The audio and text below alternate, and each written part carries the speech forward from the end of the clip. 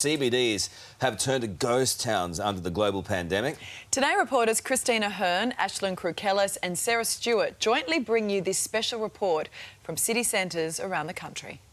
Melbourne, the coffee capital. But at one of our busiest laneways, De Graves, in the heart of the city, there's hardly a macchiato in sight. It's slowly dead for us, but we hang in there. Businesses in Melbourne were just getting back on their feet when they were hit with yet another lockdown. For many, it's a knockout blow. I think the lockdown too is worse. There's a lot of retailers out there who may not see the other side of this tunnel. Look, there is no business. As we can see, just in this arcade, there is no business. At our famous block arcade, landlords were quick to cut rents in half. Here, their family. Now they can only sit and wait until tourists are allowed back once again.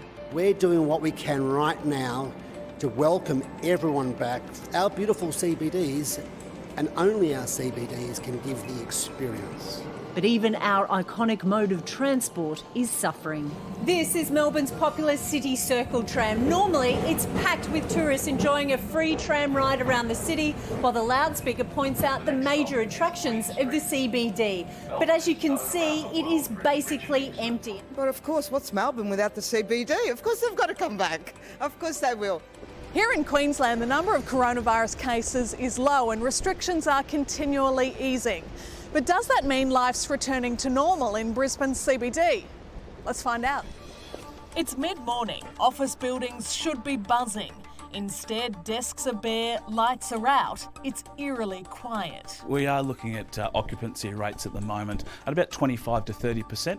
To meet social distancing rules, most businesses still have some, if not all, employees working from home. And we are starting to see more incentives from landlords for tenants to either stay where they are, keep their space, or to move to different buildings. Will things return to normal? Well, that's always the big question, isn't it? And I think if you have a look at how the pubs and restaurants have refilled, that people are willing to get back to life as normal.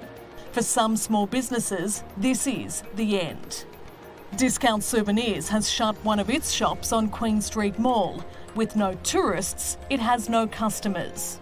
We're not sure about how's the day's going to be, how's the week going to be. But some businesses have a glimmer of hope. In a small sign of sweet success, Noosa Chocolate reopened its city store last week. The foot traffic is picking up a little bit, which is nice, and it's good to see everyone's faces again. Millions of people visit Sydney every year and most of them end up here, our iconic harbour. But today it's a sad shadow of its former self. The Opera House, well, it's closed, the buskers and crowds are gone. So the big question is, will people come back? So we normally see 40 million people a year in the Rocks and Darling Harbour, but because of Corona, that's reduced by over 80%. Cafes sit empty, ferries arrive with no passengers, and pubs are eerily quiet. Sydney is struggling. We had 54 staff before this happened. We've got 16 now on the books. 2 months ago, 90% of shops in the Rocks and Darling Harbour were shut. Now, 90% are open, but they need customers. There's been people say that, once JobKeeper finishes, we all finish.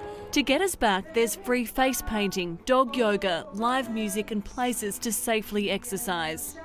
Like most hotels, Steve's rooms are at bargain prices, but his occupancy rate is just 3%. Still safe to get down here, so come down and have a good look. We want people to come back and enjoy the gateway of Sydney. It's so tough, isn't it? Oh, it's really hard. And look, in the paper today, and we're following this story tomorrow, but they're talking about Melbourne being the envy before the pandemic of the restaurant world, the world's greatest collection of restaurants. Unfortunately, a lot of them are going out of business, and it's incredibly sad for all those business owners, so we'll follow that.